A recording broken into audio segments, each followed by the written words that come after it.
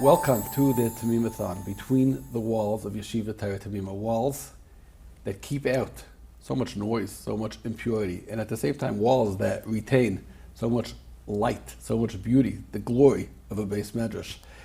This opportunity to sit, the word legend is thrown around loosely today, but it's very rare to sit with people who are actually legends, both of Nassim Sherman Shlita, Simcha Kaufman Shlita, both of you should be gesund and stark and be able to keep being mashpia on Klal Yisrael on an individual level and on a public level the way you are. So we became legends. I don't think you became legends just now. Maybe you just found out about it. But I think in the eyes of the public, this is not news to anybody who's watching closely. And both of them, both Rabbi Sherman and Rabbi Kaufman, so closely associated with the walls of Yeshiva Torah Temimah, so it's a special opportunity to open the Temimathon, ytt.edu, with such illustrious personalities. Neither of you are chinuch rookies, is that fair to say? You're not like new, wet behind the ears? We've been around for a while. You've been around for a while. So with your permission, maybe we'll jump right in and talk about that nakuda in particular, in any industry. Certainly in chinuch, but it's true for an auto mechanic, and it's true for a lawyer. Burnout is inevitable. That's just part and process of whatever a person does. How does a person avoid that? How does a person stay fresh, vibrant, and able to give, even with the passage of time? Coming into the classroom, I look at it every day as a brand new day, and I prepare every single day the shtickle Gemara, which people say you still have to prepare shtickle Gemara. The answer is yes. For the talmidim, every day is a new day. That keeps me going. You never have days where you feel not in the mood, uninspired? No. I need a day off? No. Well, do I need a day off? Not really. I like yeshiva. Remember Rabbi Shlomo Reisman, when he was a classroom Malamed, he asked Rav Pam the same question. How do you avoid teaching the same Gemara year after year? How do you avoid burnout? And Rav Pam said that you're teaching new talmidim. Nice. So you stay focused on the people. You taught the Gemara before, but you're teaching human beings. You're not working on a car. No, you're not working on a car. On the people, even though the people keep changing and their capacity keeps changing and the attention level keeps shrinking ostensibly. That's enough to prevent you from burning out, because kids come in every day. They're different. Kid was up late or whatever it was. Or he had an argument with his mother. His mother wanted him to eat the cereal. Now I don't like the cereal today. And once upon a time, the kids ate what they were told. Let's jump to that right away. There's a lot of talk about old world chinuch, and when we were kids, etc., fill in the blanks, children. But maybe in some ways, and I'll give a particular example because I overheard this conversation. A mother asked her son to help. She said, Shefla, I know you're tired. I know you had a hard day in school. But would you mind giving me 5 minutes to help me unload the groceries from the car? And an older person was there, and she said, that's not how you ask a child to help. You say, because I said so, let's go, get up off the couch, let's go, Mommy needs help. And this mother said, why? What's wrong with respect? He's going to do it. What's wrong with respecting him and understanding him as well? And she said, that's not how chinuch was done. What would be your feeling about this particular dialogue? It's true. A lot of things have changed radically, as I say. And when we're giving some of our children, quote, too much respect, it's backfiring on us in many, many respects. So I would go to the old road. A child has to know a mother is a mother and a father is a father. And a father and a mother should know that they're parents. I'm going to ask my child to help me. I'm not going to tell him, Nebuch, you had a difficult day and all this nice kind of sweet talk. No, you don't have to do that. Why? Why not give the child the empathy and the feeling that you understand that he's on the couch, he's tired, he's just reading a book? But he also has to understand that this is my mother and this is my father, and the Torah says I have to honor them. So if they're telling me to get up, they're not forcing me. They're saying, please get up and come help me. Why must I explain everything to him? When you start explaining everything to children, then we're running into trouble. Then the child wants to understand why. Why? Because that's what the Torah says. Because I said so. Right. So we're saying Rabbi Kaufman's advocating, let's go back to because I said so chinuch. 100%. And I've seen it, that the old chinuch worked and the other one today is not really working so well. And you'll tell me about the generation changed and all of that. Maybe we caused the generation to change. But right now, the generation changed. So you tell a child, because I said so, he'll say, so you said so. Okay.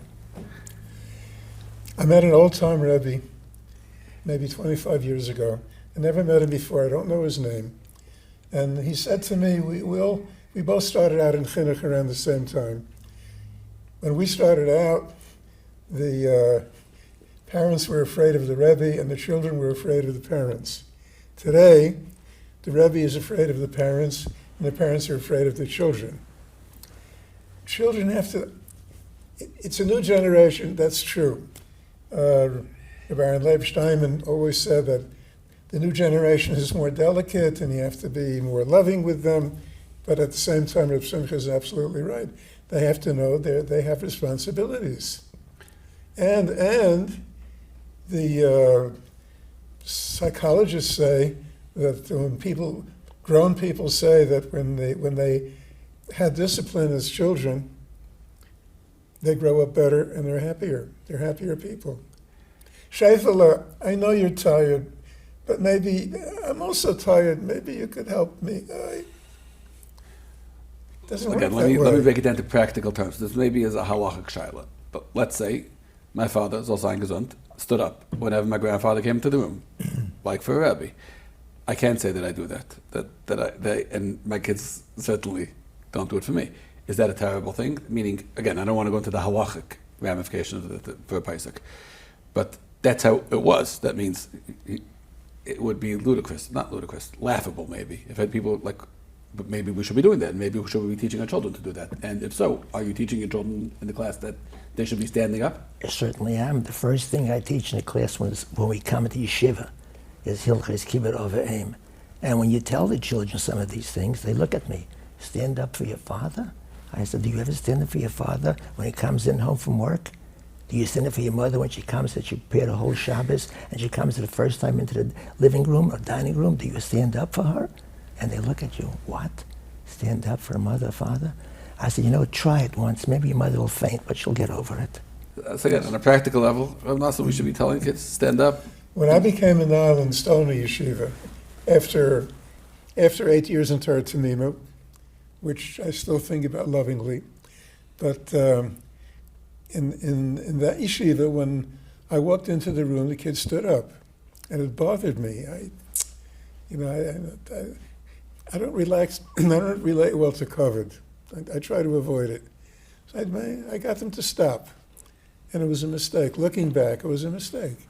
Rabbi Meir Bloch once told his talmidim, in the early years in Tels, he said, I know you make fun of me that I insist on my covet, but you're American boys. If I don't teach you covet at Torah, you'll never know. If parents don't teach children to have respect for them as parents, they'll never know. And their children will never know. And we'll pay a heavy price. We're hearing a lot here about old world chinuch was better or more effective, and we see the effects of a new chinuch. There have to be ways that you look around today and you say, wow, ach shadara. That means we never dreamt. Because look, first of all, besides the fact that the Rebbeim are of a caliber that we didn't always see when we were children, the children today are contending with many more distractions, and a much more alluring street than anybody ever dealt with. And Baruch Hashem, the Rebbeim are holding them. So there's got to be something that they're doing right today. What is that thing that you look at the young Rebbeim and say, that's impressive? To say that people are doing something right and doing a lot of things right, that doesn't mean that there's no room for improvement. It doesn't mean that everything is perfect. Everything is very, very good, but it's not perfect. And this is something that's lacking. Covet? Not covet. Derech eretz. Covet is a dirty word. I'm not talking about covet, but simple derech eretz. You see in the secular world, if I say something negative about our president, people attack me. Trump is the best thing that ever happened to Judaism since Shlomo built the Beis Hamikdash. And he's done a lot of good things. I give him full credit for the good things he did. But is that the role model for our children? we have to give them role models. We have to show them that derech eretz kodma l'Torah, kibbud av v'aim, kvod harav, derech eretz for a Rebbe. Now, to do it the way our Rebbeim did when we were young, no, that won't work today. That's not the way to do it. So you have to adapt to the times. But that doesn't mean that you eliminate the whole concept of kvod HaTorah and kvod harav and covet for parents. Rabbi Kaufman, what is something that you see in the younger Rebbeim that you think bodes well for the future? I can't say that all the camp ideas that they're bringing into yeshiva all of a sudden, and all the new techniques that they're bringing in, that's doing it. I'm not convinced at all. But they're doing it, l'maisa, Baruch Hashem. Yeah, children are learning, yes, children are learning, but I'm not convinced it's because of that.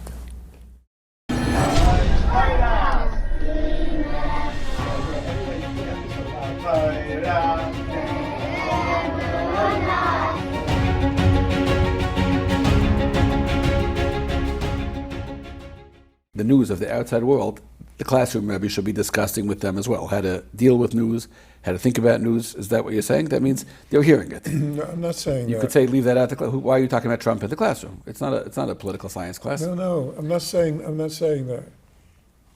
I don't think it should be just, and certainly not in Limud Kodesh. But the concept of derech eretz, and to tell children that vulgar language, attacking people publicly. Somebody doesn't agree with me, so I attack him and I call him, I'm not going to say the names, but they are exposed to that. Right. Today, children are exposed to things that we were not exposed to when we were young. And not only that, the President Roosevelt was paralyzed from the waist down. He was in a wheelchair. That was not discussed in the news. It was not. And any pictures of him, they would show him with a blanket over himself, not standing. There were things that were out of bounds, that were not reported in the press. And you're saying that was a positive Today, thing. things that are reported in the press that never happened, and especially if they're dishonorable. Okay, but again, I want But I to... still begin. I just want to say, interrupt if I can, that what you said about discussing the politics and discussing the world situation in a classroom, I want to tell Rabbi Sherman that I do it. And I hold that children have to know what the situation is in the world, how it affects you in Eretz Yisrael. Do you say Tehillim? Do you say V'Yerushalayim Ercha the proper way? Do you know what's going on? They don't. And I feel that they certainly do. I'll leave out Trump and all the other narishkeit that goes on, but this aspect, they should know. No, I'm saying the kids No, are I agree hearing... with Right, that. okay, that was the point. I agree with that completely. That they're Eretz hearing... Yisrael, we have to tell them. Who else should teach them if not their Rebbe? Otherwise, how will they know how to... This is hashkafa. Eretz Yisrael, Achein L'Bnei Yisrael, that they're in danger. What about if the Yankees are in the World Series? Is that... There's a lot of things to discuss there, a lot of lessons to be discussed both ways, right? It's a conversation that should be had or not. Keep it out of the classroom. I'm going to pretend I don't know why the kids have bags under their eyes and why they're jittery. Or, no, let's address this head on. Is it Bittel's man? Is it Bittel Torah? Is it good? Are there lessons to be... I don't know. I'm not a Rebbe, but is that a conversation that a Rebbe should be having, addressing head on? It depends on the maturity of the children. It depends on the circumstances. Yeshivas are different. Neighborhoods are different. You must have had a couple of years between these walls for a number of decades. I do tell the children when they were involved in sports, and otherwise some of them would be involved in just listening to the sports. But I told them that when I was a child, I liked the Brooklyn Dodgers too. But the Goyim who played were not my heroes. I didn't speak about them day and night. Plus the fact they were college grads. They knew how to speak English. You ever see today's sports guys get on the mic? They can't speak one word straight. I said, this is your heroes. So I am not afraid to discuss it. For sure, man. I remember one year when I was still a Rebbe in Torah Temimah, there was a sanitation strike, garbage collection. It went on. The workers went on strike. Baruch Hashem, it happened in January, and it was very cold before global warming. So they piled up garbage in the streets did not smell. It was frozen. And in class, I was teaching, it was a seventh grade. Remember, you were on the other side of the hall. Right. We were parallel. We were parallels. And my seventh grade and his eighth grade, we were right across the hall from each other, and the hall was 3 feet wide. Not like today's buildings. Right. Anyway, so I mentioned to them, who do you think should be paid more? The garbage people, collectors are on strike for more money. Who do you think should be paid more, garbage collector or a Rebbe? And they all said the garbage collectors. I said, why? Because they work in the cold, and it's hard, and they have to pick things up. I said, well, who do you think should be paid more, a star ball player or a star singer or a garbage collector? Not a singer. So this was an important hashkafa question. Wow. You can bring that into the classroom. That's not Right. not I mean, you use current events as a That's not springboard. discussing politics. That's discussing hashkafa, and it's an art. It's not a science. You know, a Rebbe has that seichel yosher. Parents also have seichel yosher. Of course, they have to demand their echeres, as Reb Simcha said. I agree with every word that he said. He's sort of a mentor of mine, even though we were colleagues. I'm not a mentor of his at all. Let's, Don't tell me how I feel. I want to straighten you out. you mentioned the parents, the relationship between school and parents. The theme of this campaign, YTT.edu, is the walls, between the walls, and the function of walls of a maisid, so to speak, to insulate. But parents, it's their child. The Rebbeinu Shalom entrusted them with this neshama. Have you seen, we're in a generation of parents now. 50 years ago, there was no such thing as parenting classes in the frum community. I don't know if anyone, most parents today have some degree of, they go to parenting classes, the father, the mother together. The frum media, you look at any frum magazine, there's a lot of parenting, chinuch, it's like a hot topic. So you would think they're much better informed. Do you see the difference in the parents and the quality of their parenting? Yes, I see a major difference. Yes. I think parents, excuse me for saying it, have to learn to grow up and to know how to be a parent. My parents, Achrein Levracha, and all the parents, they never had parenting classes. They never had all these things that are going on today. And how come we grew up very fine and very good? It's hard to be a Rebbe today.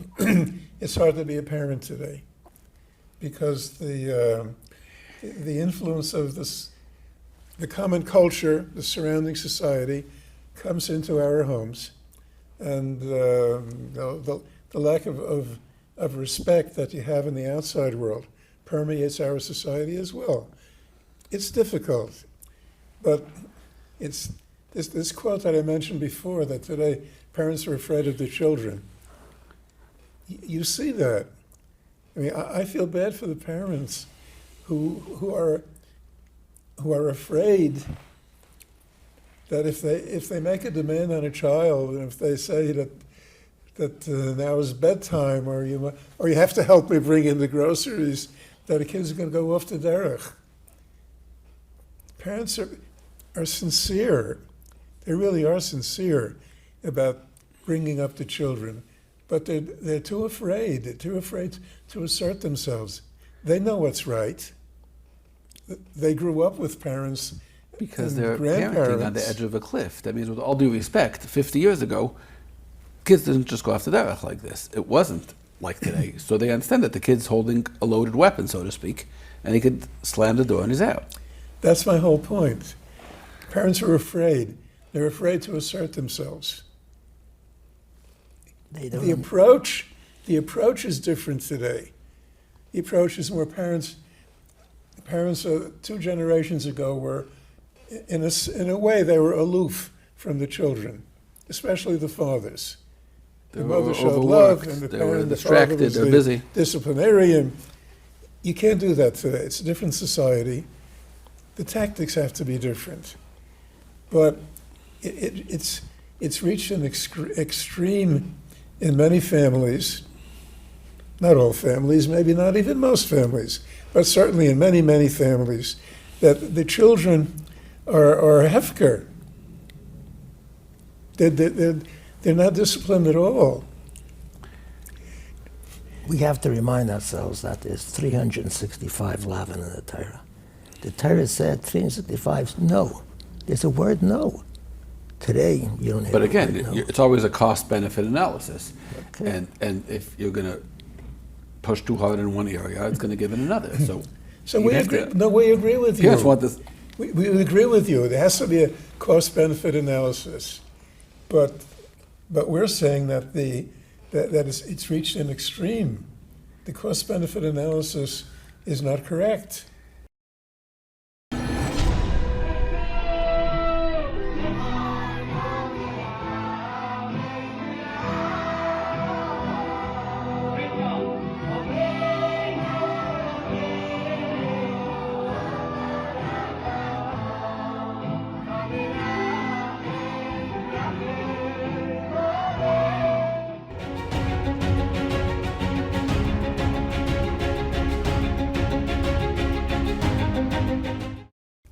I feel like you're going into the classroom every day with a freshkeit, as we discussed earlier. Going in there, you're seeing something that's making you go in there and saying, let's do this again. What is that nakuda? What is that spark that drives you? That nakuda is that there are, like Rabbi Sherman said, there are still some parents out there who know how to be a parent. And when you see a kid comes in like a mensch, that makes a world of a difference. When I see a kid walk in, and I see many of them, with 10 snacks, this is not exaggeration, 10 snacks, and right in the morning he's already eating or drinking his snack. Why does he need 10 snacks? Did the mother or father look at the bag? How many snacks are you taking? Maybe you can take 3 or 4 or 5, 10 snacks. But there are some children that are very sweet and nice. And Let me ask you this question. If you had to point to a single midah, character trait, that will spell a successful Talmud, that means if the boy has this, and this is a message to parents. I'm asking a question on behalf of parents. You're talking to parents now. If you work on imbuing your child with blank, the child will be successful. Successful in learning, successful as a husband, successful as a father, successful in life. What would you say? I think Rabbi Sherman said it before. I think the word is called derech eretz. Common sense. Do you know what's right and what's wrong? How do you imbue a child with common sense? Derech eretz I hear. Yeah. But common sense? You can't buy common sense on Amazon. I think if we keep talking about it to the children, it'll seep in a little bit. I don't think they even hear it. I don't think they understand what they did. I see some children in class, I come in because I like children, I like the teaching part, but they're doing things which just don't make any sense. What are you doing you're saying, draw attention to it and talk it out. Right. Let's have a conversation. Right. Common sense. They don't. I don't think they hear it. Awesome. I would add to that, kavod habriyos. Kavod habriyos. If you have respect for your chaverim, for your classmates, for younger kids, for older kids. I remember once Rabbi Margola showed me a letter that he got with $2 bills. The letter came from an elderly woman. She said she and an elderly friend were on the bus. It was a crowded bus, and two young boys got up and gave them their seats. And she asked them, and it turned out that they were talmidim of Torah Temimah. And they said they would like to make a contribution to the yeshiva, but they don't have any real money. They live on Social Security. So they sent us into the yeshiva. Now, that kind of derech eretz has to be inculcated. Today, I'm not saying yeshiva girls and yeshiva boys and Beis Yaakov girls, but the attitude today is, I paid for the seat. Why should I give it to you? I paid for it.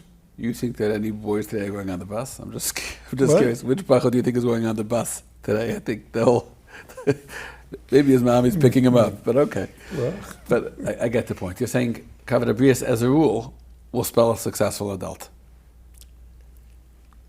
yes. Now, the definition of kavod, that's something that rebbeim and parents have to develop. By talking about it, like Rabbi Kaufman Yeah, said. I mean, kids don't mature overnight. Rav Hutner once wrote a letter to a book. It's a classic. I think every Rebbe and every parent should read it. It's in the collected Igros, Pachet Yitzchak, letter number 126. And he says, he was responding to a bacher who wrote him and said he's leaving the yeshiva because he has not been successful. And among other things, it's really a classic letter. It should be required reading, I really think so. Among other things, he said, the Chafetz Chaim was not born the Chafetz Chaim. We have no idea how many nisyonis the Chafetz Chaim had with Lashon Hara as he was growing up, before he became the Chafetz Chaim. So we have to teach the kids. Of course we have to teach them what Kavod Abrius is, what Derech Eretz is, what Yer Shamayim is. And it'll take time, but we have to concentrate on it. And in today's generation, there's not enough concentration on values like that. Wow, I'm grateful for the opportunity on behalf of everybody watching this. Thank you, and the Rebbeinu Shalom should give both of you kayach and siyata d'shmaya and energy to continue to keep doing it. Gesundheit. Amen. Thank you.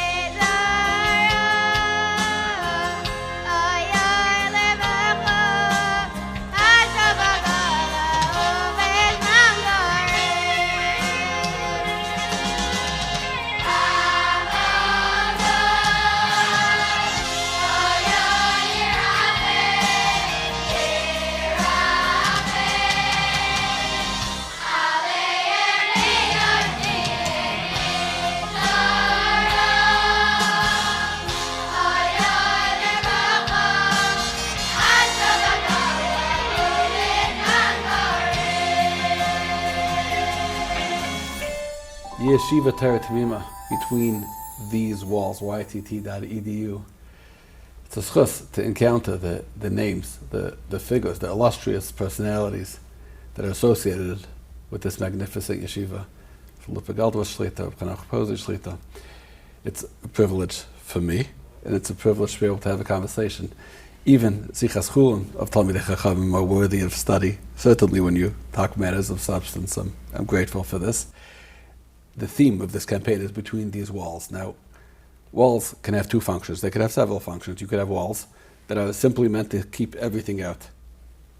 Block out noise, block out light. I don't even want to know that there's a street. And then you could have a wall, which a lot of the more modern buildings have, which is sort of filters the light, and we want you to appreciate the landscape beyond the room we're in, but on our terms.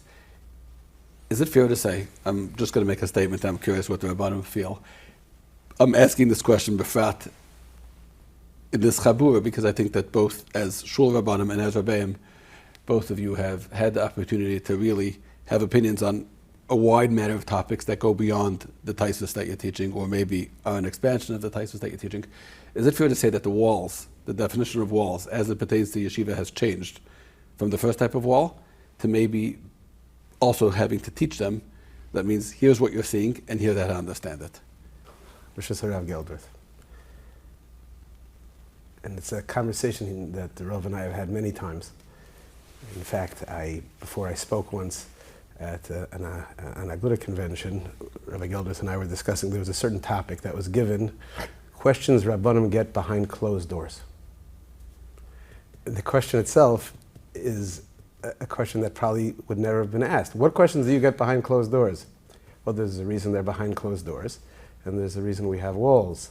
Rabbi Geldrith very commonly cites, there's a fascinating Taisus Yom Tov that expounds upon the Serug, which was the place that separated between where the Yidden and others could go into the Beis HaMikdash. There were 13 marked places in that Serug that you had to do Hishtach Avoyis, where one would bow down.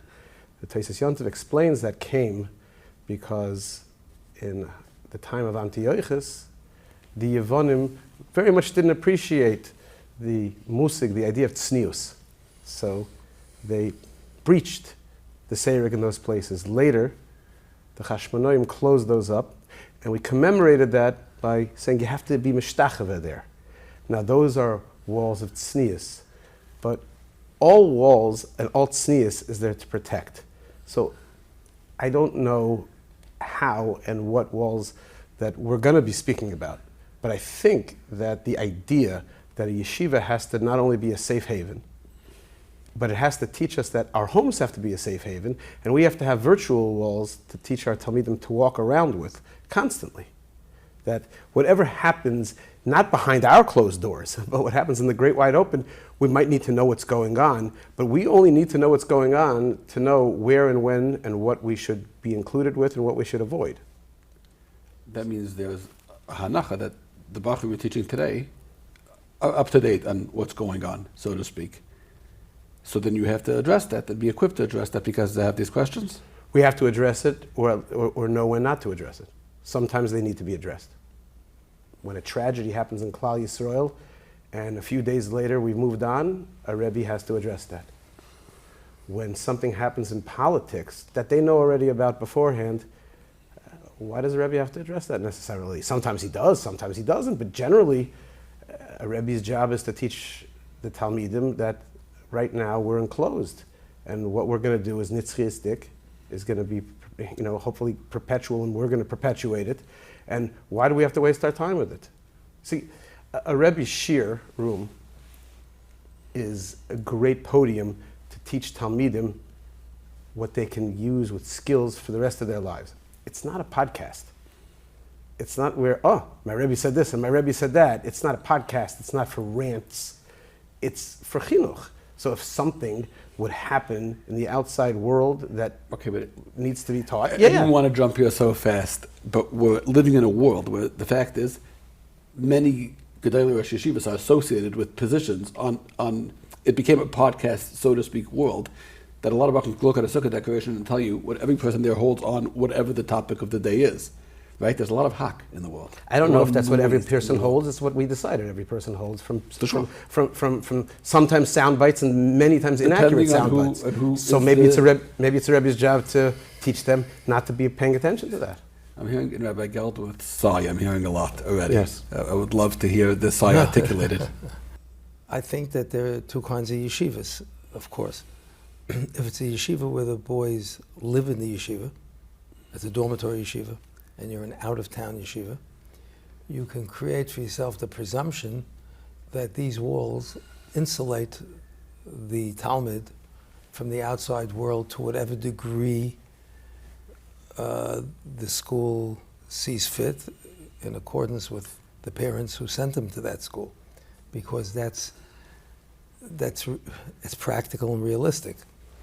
For our yeshiva, which is not a dormitory yeshiva at this time, and the Bachrim travel to yeshiva, and they're traveling from someplace outside what you call the proverbial wall into the inside of the wall, it would be foolish on our part to think that they somehow are becoming insulated and secluded when they're coming from the outside and going back to the outside in a few hours.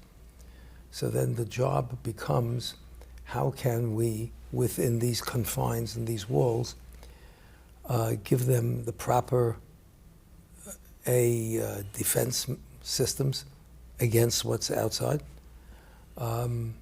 perspective on what's going on outside,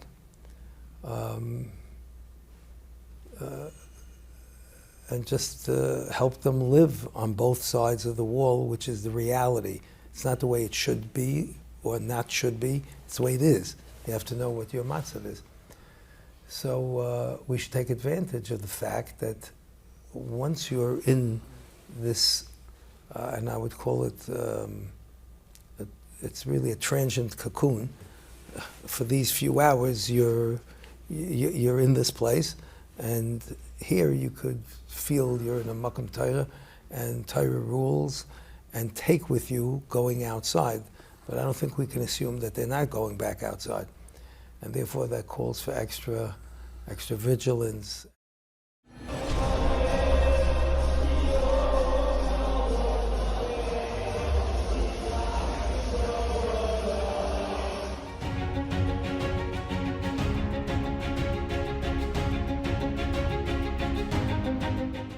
At the Good convention this year, somebody mentioned from the real Chashuv Rabbanim of this star. I can say who, it's not a secret. Michelle Reisman said that the biggest single issue, he said, talk about anything else other than materialism is a waste of time. That's the single biggest issue that's destroying the fabric of the Kehillah from within, is that we're living an unsustainable lifestyle. That he said in 5 years, the kids are growing up and you're seeing already what happens when an economy goes in the opposite direction and people can't. He said that's the only thing that should be talked about. Assuming that this is true, and that's something that being Rabbanim and of Baal Batim, you would know better than most. This is, again, something that was said over there. I'm not saying yes or no. He was saying it even means talking to Bachrim and Yeshiva already, starting to educate them about materialism and not needing to have everything. And even, it used to be, say he wants a Borsalino on Shabbos, he likes the tie, he likes, big deal, it's another $100. He was saying, no, because if you don't nip it in the bud, then they're going to become those kind of people who will be part of the problem. Yes or no? And if yes, what is the mandate of a rabbi? What could you tell Bachram? How do you deal with that kind of thing? Part of the curriculum in any yeshiva is Musar. In every Musar Sefer. Mesilas Yesharim, Chavis Alvavos, and Pirkei Avos. These will come up. And of course, a rabbi can use that as a platform to discuss this. Absolutely. This is not new. This is a problem that is Do you terrible. agree that it's the problem? There are a lot of problems. Maybe he's like, this has the potential to really... Okay, that's for him to say as a leading Rav, and he has to put a hey idea on social issues. The Rebbe doesn't have to, and is really. But he was saying that the chinuch has to start from that age. Is what I'm But asking about. that's the svarna of Pnu Lechem Tzefayna. Hatzpinus Atzmechem. This is Lama Tisro. It's a pasuk in Chumash. This is part of Aleph Beis. But you have to understand Rebbe Yisrael. We're dancing around it. Let's say it the way it is. The Rebbe can say it and prove it can source it from Chazal, Torah Shebechsav, and Baal Peh. How is that going to help when the parent buys the Afikoman present? What is taking the family on vacation to wherever? Yeah, it's not like the Rebbe gets, I shouldn't say ever, rarely does the Rebbe or the Hanhola get called, where do you think we should take our children on vacation? Where should we go for Chol HaMoed? How much should we spend? And it's not just, I can see in my own personal life. I have, Kanai 2 sets of twins, 16 years apart. One of my twin daughters, who's married now with children, asked me for Twizzlers as an Afikoman present. I had to explain to her it was chametz, right? My kids now, unless they would ask for a drone that brought me the Twizzlers, it's the world in that way. It's a fight, and there I agree with Rabbi Reisman. It is a. You have that there are going to be people watching this and say a drone. He got off easy. I wish only a drone. Well, it depends what kind of drone. But yes, and to that extent, I do agree with Rabbi Reisman. But that I think the onus lies more on the Rav than on the Mechanech, because if the Rav can explain to the parents, PTA, it's not the time. If the Rav can hopefully make headway with the parent, then the Rebbe won't have to work as hard with the child. Do you talk about initials? I do. I think there are two different kinds of deliveries here. The Rav in a shul is supposed to deliver a message, not a rant, but a strong message which is focused on issues. The Rebbe is supposed to teach, and he's supposed to learn, and the smarter the Rebbe and the more in tune the Rebbe is, he blends it into the Chumash, the Pasha Shvuah, into the Rebbe shouldn't be getting up and making State of the Union addresses. He's not giving Shabbos HaGol drushes. He's learning the Chumash, but how all of these important issues come up in the Pashas. Of course, if he spends a little more time, cites Gedolei Olam, tells a Maisa, he makes it more impactful. But his delivery system has to be different. He's not here to teach social messages. He's here to teach Torah, and this is in the pasuk. It's in the Gemara. Musa Seder. That's the topic in Musa Seder. It's not. It should be rare that there's an event and the Rebbe has to all of a sudden, again, depending on the age. If he's a 12th grade Rebbe, it's different than if he's a 5th grade Rebbe. And now, I've given my klap of the bima, and we have to talk about what just happened in the world. That's not the Rebbe's. But Bein Hashuris, like. It should come through, and I think it's just a different mission, and the Rebbe has to be very sensitive to saying something that makes the boy look at the parent in a negative light. After enough years, and again, given the broadness of your vision, you see the whole product. What would you say to parents, Befrat, at Yeshiva Torah Temimah, YTT.edu, and parents everywhere who are accessing this conversation, is the single biggest ingredient that they could imbue in their children? Not something that the Rebbe Shalom gives, that they can do, they can foster, and inject their children with, that spells a successful Ben Torah adult. What would be the thing that they should be putting their kaiches in building in their children, if they want to have nachas? To say, Yireh Shamayim. Emunah and Yireh Shamayim, which are two sides of the same coin. And imbue that how? By talking about it? By personal example? By saying stories? I think that you have to live it. You have to live it. It doesn't happen by drushes as much as children seeing how their parents react to things that happen in life, the comments that they make when things don't go their way, the comments or the reactions to unfavorable news, shows how you makabel. By the way, Khalila, I'm not mustering anything or anybody. I'm answering just your question. What would be the single most important? Bo chavakok v'hemidon alachas, tzadik be'emunasa yichya. And that achas is that a child should be imbued with emunah in HaKadosh Baruch Hu, emunah in the Amitis HaTorah, and our Chazal, our Shainim Achainim Gedolim. It has to be part of the Avirah in the house. We sometimes make comments that we don't realize how far-reaching there are for children. We throw away comments that could, Chalil B'chas, reflect not so strong about with regard to Amunah and things like that, and Anaya Halacha, Psanuchumra, when it's. Can I be mefarsim a school on every platform, breaking Rabbi Gelder that says have your shemayim and you'll have good kids? School for good kids? School your shemayim? That's not right. We have redefined the Taj of Am Segula, that Yiddishkeit has to be Segula oriented. We have to be mitzvah oriented, and mitzvah oriented is the Erste Mitzvah. I don't know. He asked me for one thing. I don't know if that. I'm asking for like a practice, but this is a very, very, as a parent, it resonates. It's a very nice answer. That's what it is. I mean, if you're asking me about different behaviors, characteristics, and so on and so forth, that's a different question. That's a different question with maybe perhaps a different answer. But I don't disagree. I would just maybe add Mesikas HaTorah, and that comes from every boy and girl knowing that his father spends time learning. He has to see his father learn. He has to see his father. She has to see her father going to shul, not wasting time scrolling. And honestly, even that, learning from a sefer and learning with his children.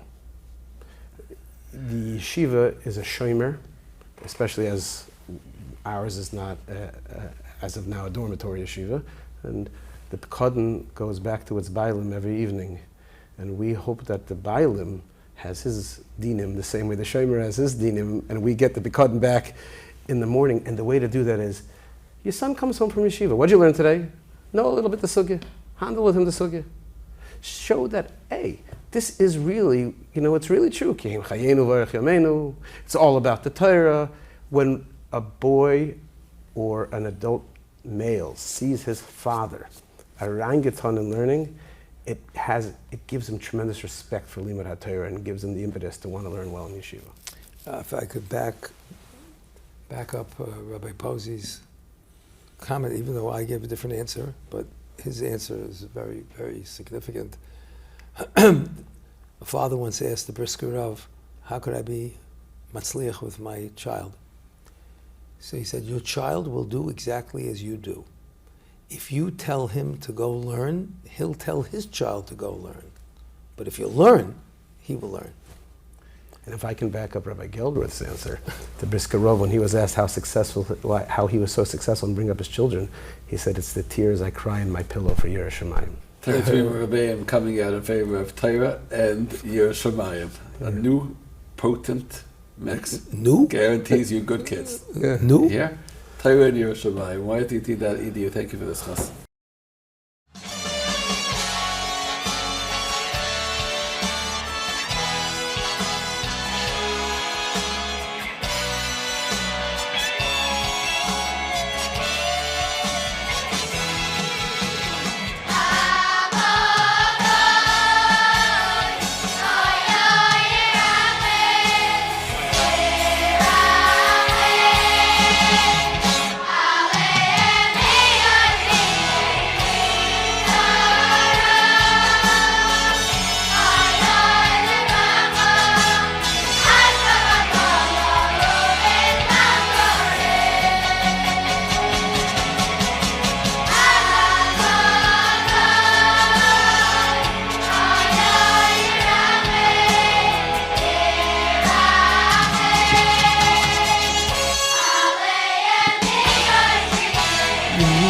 Everybody together.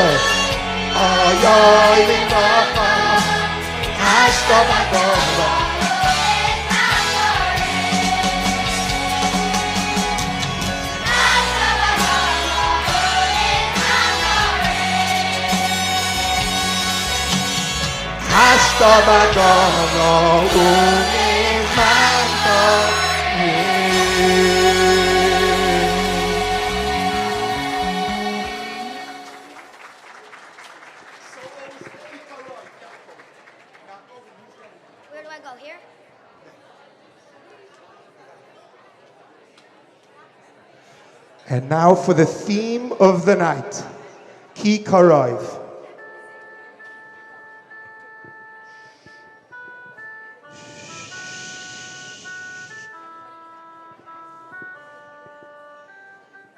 Wow. Beautiful job, guys.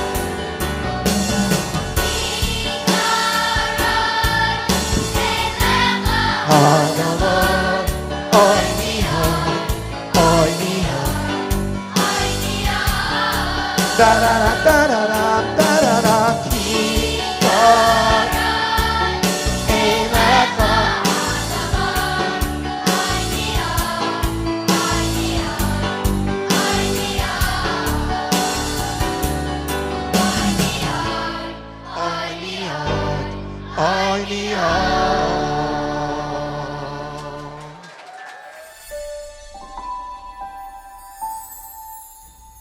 Welcome back to another segment on the Temimathon, the passion, the energy, the insight of the mechancha, the personalities of Yeshiva Torah Temimah, ytt.edu.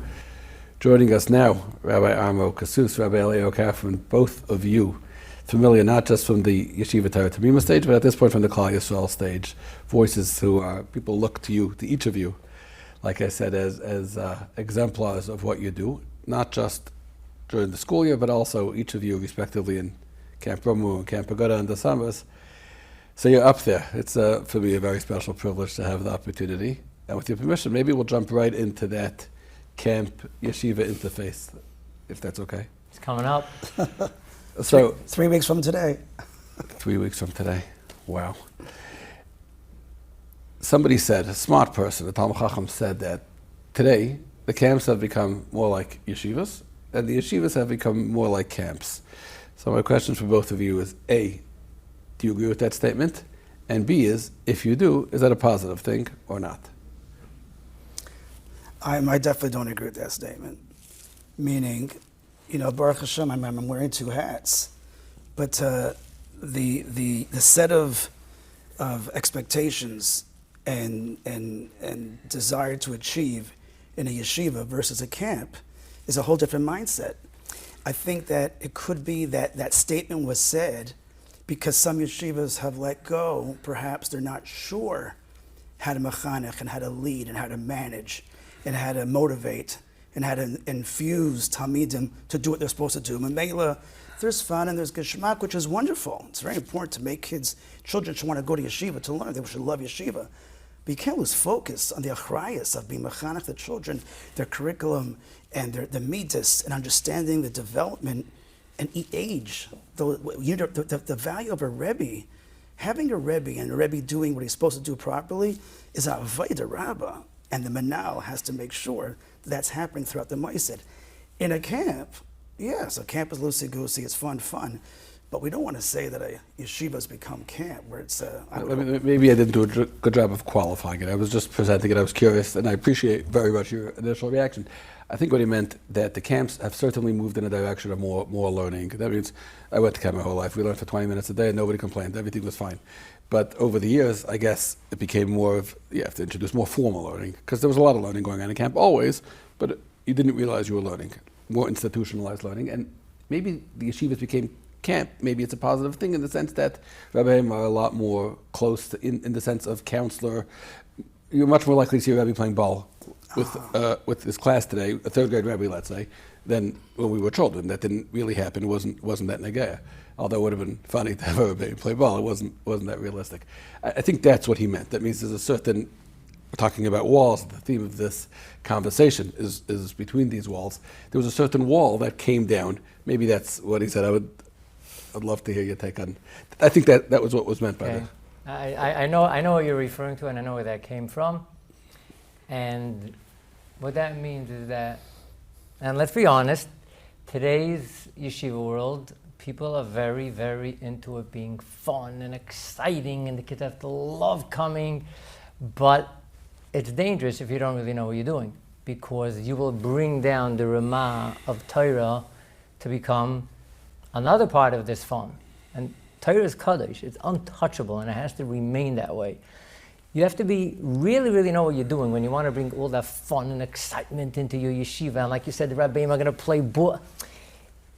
If you're not careful, and that's where this statement comes from, the yeshiva, you're just diluting the Kedushas HaTorah, which has to be on a pedestal. And all of a sudden, everything just becomes one big happy game.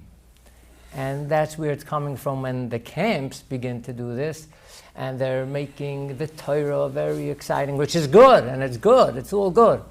But then, does the child really know to differentiate that Torah is not the ball game, it's different. Okay, so let's break this down into pieces, because you're saying a lot of things here. I want to just double down on one phrase you used. You said you really have to know what you're doing. Now, there's a lot of you have to know what you're doing. You have to know what you're doing to make a filter fish, and you have to know what you're doing to fly a plane. But it's not the same know what you're doing, right? The margin of error and the risk factor is considerably high when you're flying a plane. What does that mean to know what you're doing? Just explain to me what that means. What does it mean to mechanech who knows what he's doing? It sounds like what we're saying is that Geschmackheit and happiness has infiltrated into the yeshiva system, Mashen Kain, perhaps it used to not be, if that's what we're trying to say. In other words, I think at the end of the day, in a mice in a yeshiva, running a yeshiva, you have to make sure the chinuch is being imparted. You have to make sure the middos are being taught. And you have to make sure the rebbeim are doing what they're supposed to be doing.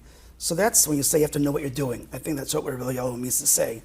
But in terms of the overall question, I think if you're saying that more learning has gotten into camps, Baruch Hashem, to the Welt, there's a tremendous amount of limit today, and perhaps camps have recognized that if children are coming from Maistis, that the Ramah has been kept at a high. So if you're coming to camp, you have to make sure that the learning is better also.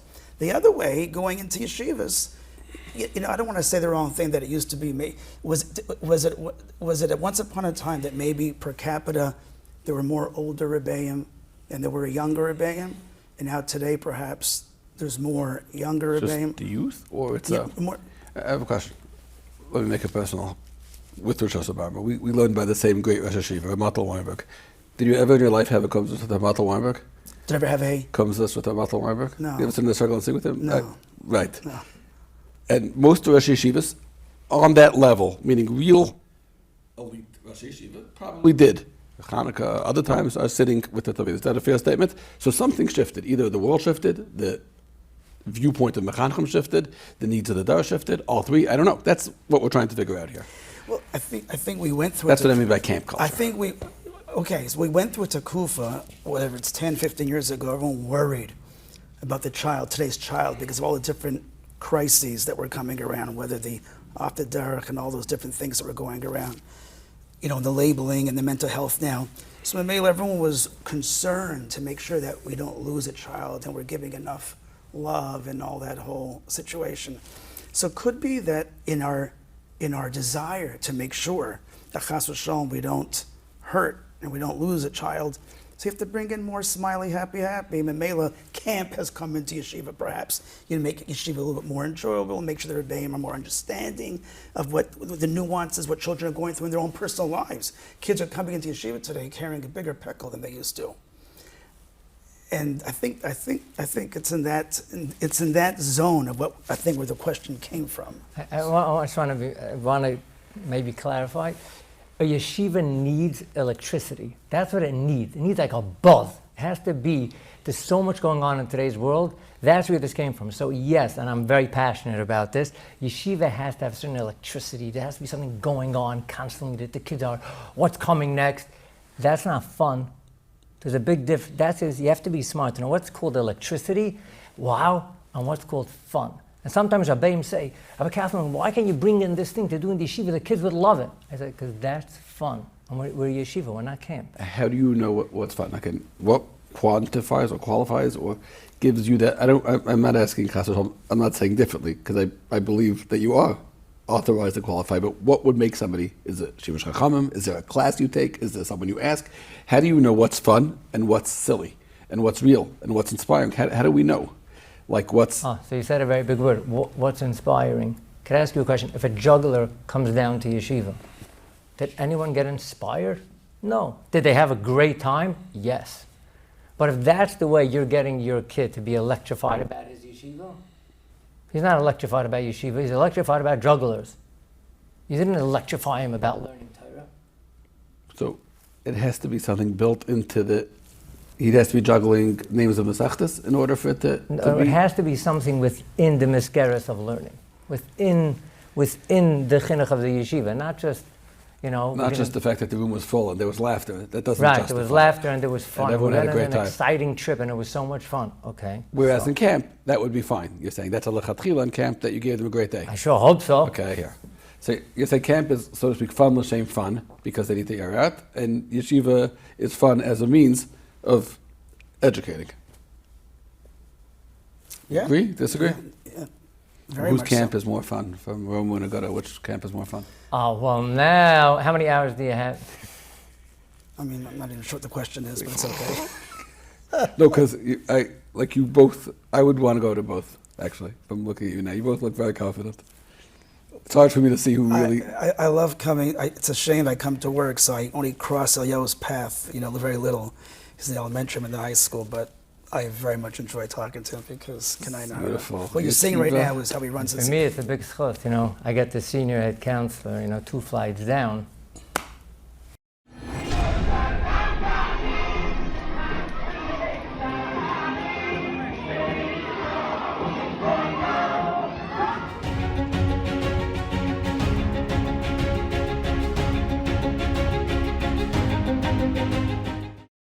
YTT.edu.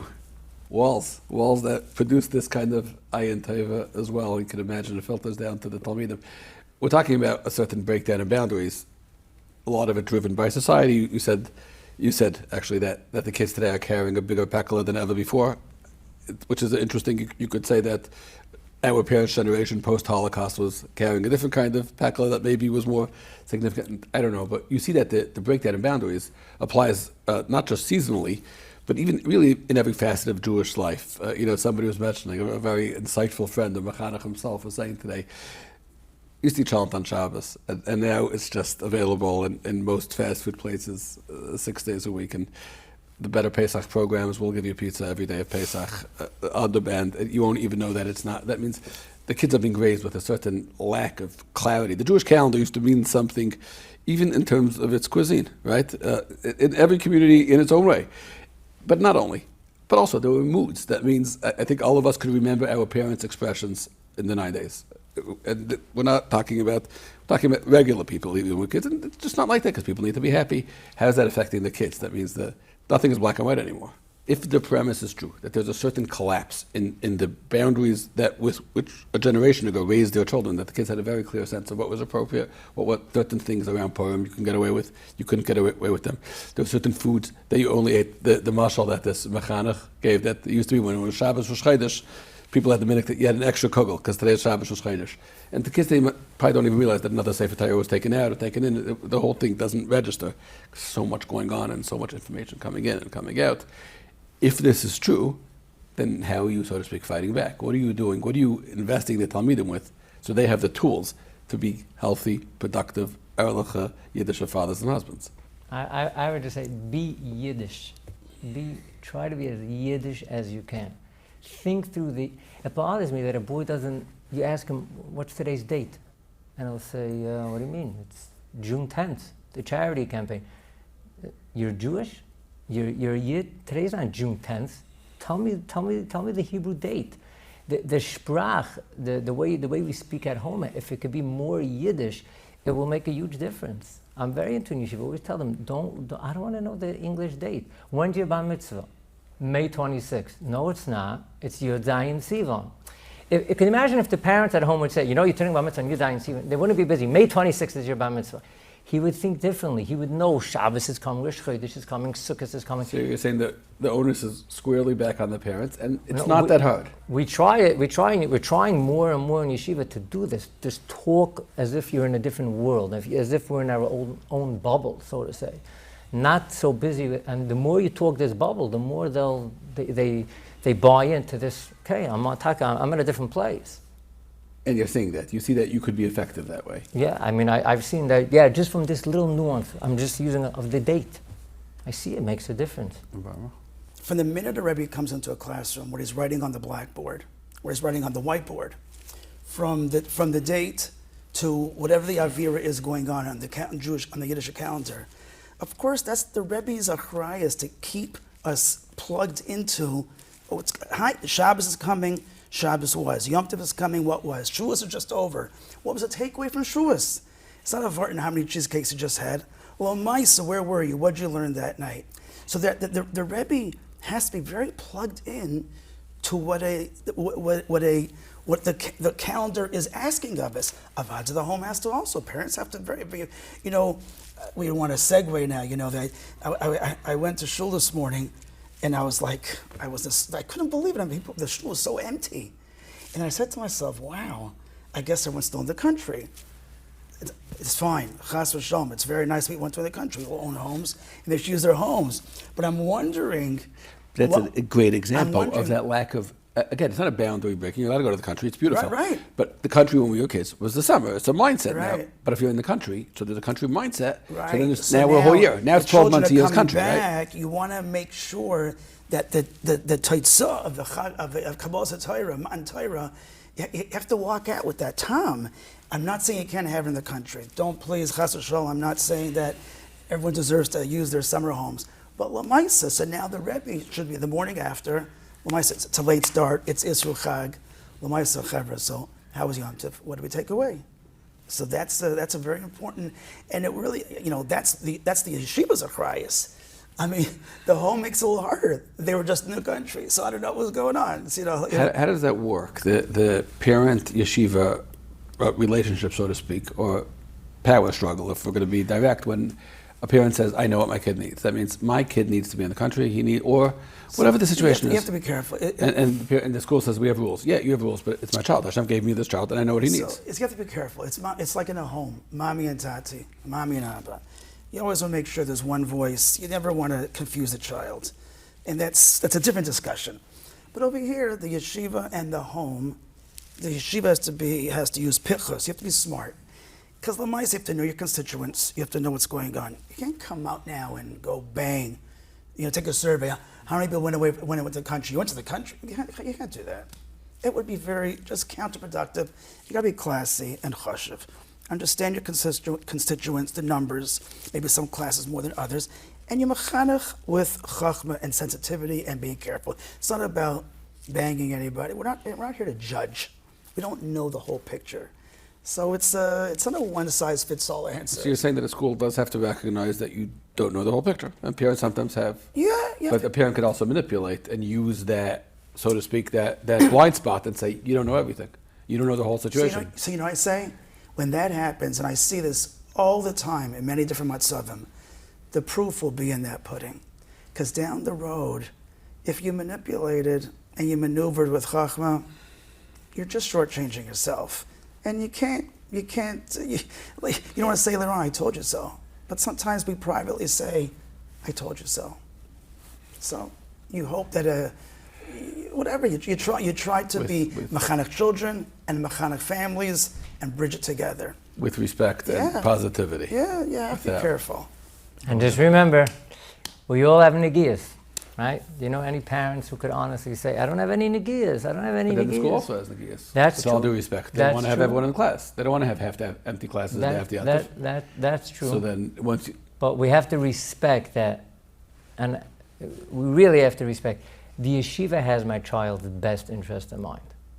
If I really, really believe that the yeshiva has my child's best interest in mind, I want to hear what they have to say. Will you, serious question, if you will ask, a parent will say to you, I really trust me on this cousin's bas mitzvah that you don't think is appropriate, my son needs to be there because of family, you're open to hearing, you mean? And there has to be a mutual relationship, that the same way, if I feel... They should feel comfortable calling and telling you their cheshbon. 100%. Yeah. And they should. And the problem is sometimes parents are afraid what's going to happen if I'm going to say. The more you say, sometimes the better. You know how many situations could have been saved if the parent would have just told the Rebbe something? So the Yeshiva Torah Temimah mantra is not because I said so. That means you're open to parents calling, discussing, and then you'll make your decision. Not at all. I want to tell you something. The kids, it's good when they know that also. This is not just the yeshiva that has rules. This is not, we're not drill sergeants here. We're here to work with you. It's nice, because a lot of times when it's like a flagship institution like Torah Temimah, a Klal Yisrael institution, you expect like this is just how it is. It's not a small town, out of town. You're saying it's not like that. We're people. You could talk. Right. And I'm not saying that we're here to handle with a child. He doesn't decide what the policies are, but the children understand. Yeah. My father could call and discuss it with you.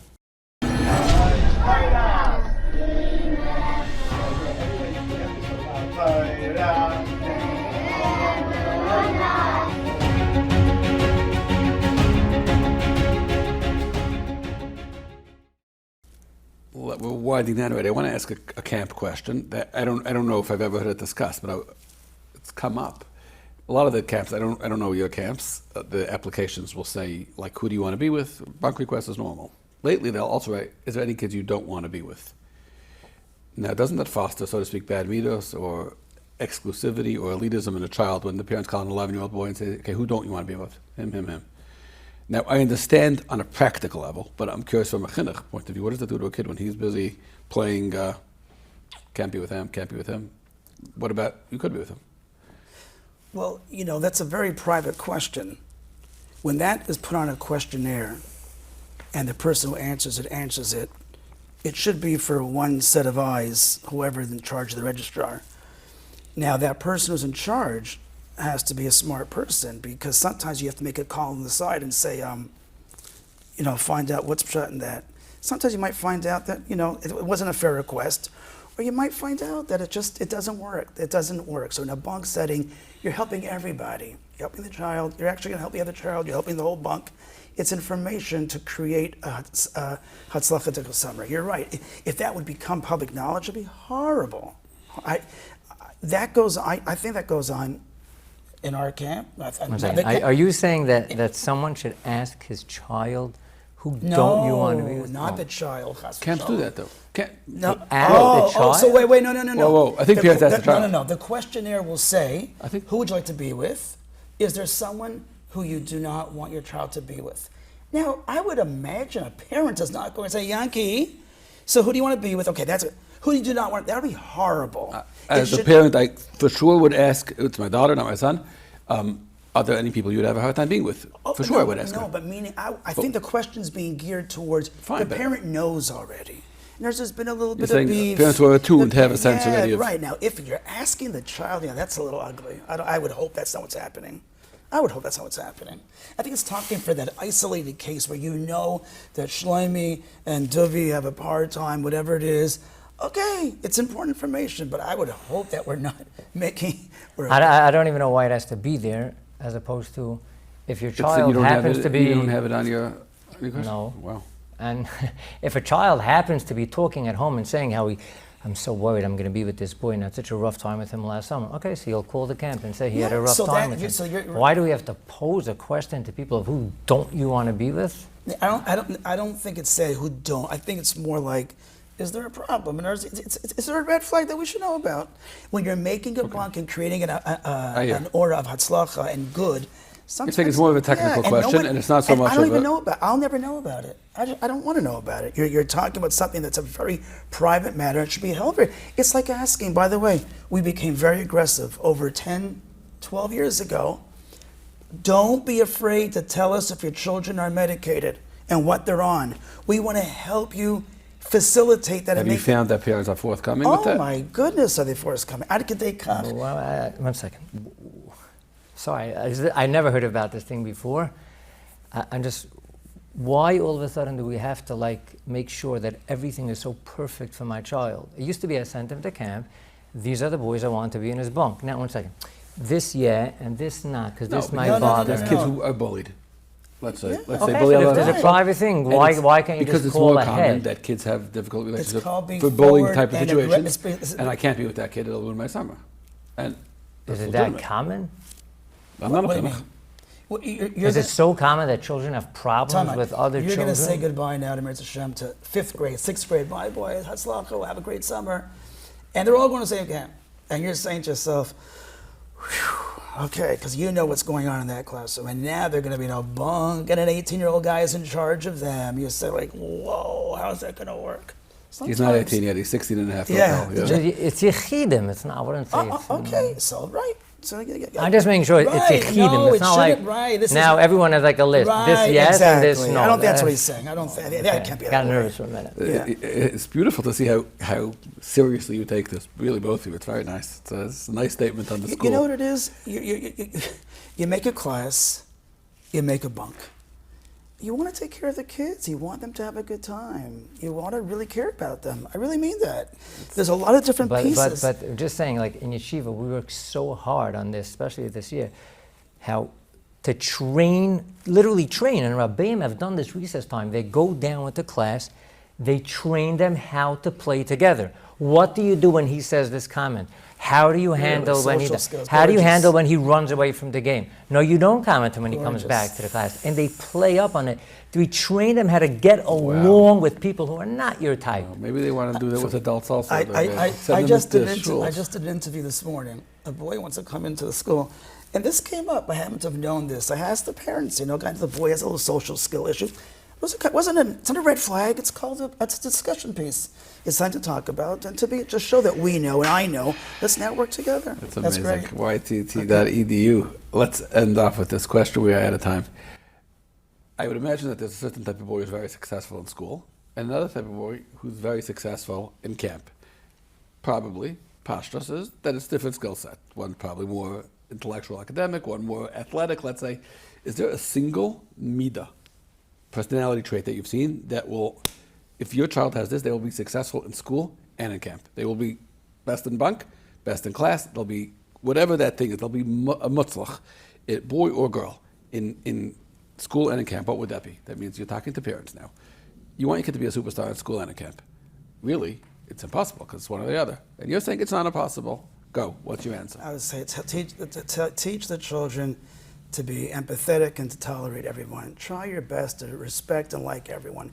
You're in a classroom, and just because Yenim is smarter than the other guy, or he's better in this subject, English, in Kaddish, just be nice to everybody. Be good to everyone. See the good in everyone.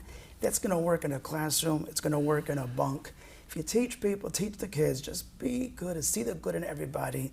That's I don't care how far you can hit a baseball and how many block gemara you know about Pat. That's a beautiful midah to push through. Empathy. Yeah. Working with other people. Yeah, it's huge. It'll serve you well. Really, I agree with Rabbi Kassus. Interesting answer. But I would add respect. Children who respect others will make it very far. If you don't respect your bunkmate, you're not going to respect your counselor either when he tells you to do something. And then you won't be able to follow his bunk. If you're not going to respect your Rebbe, if you're not going to respect the security guard, you're not going to be matzliach. You're never going to be able to learn from anybody because you don't respect them. You know more than them. To be respectful, you'll learn in yeshiva, you'll be makabel, and you'll be mutzlach wherever you go. Wow.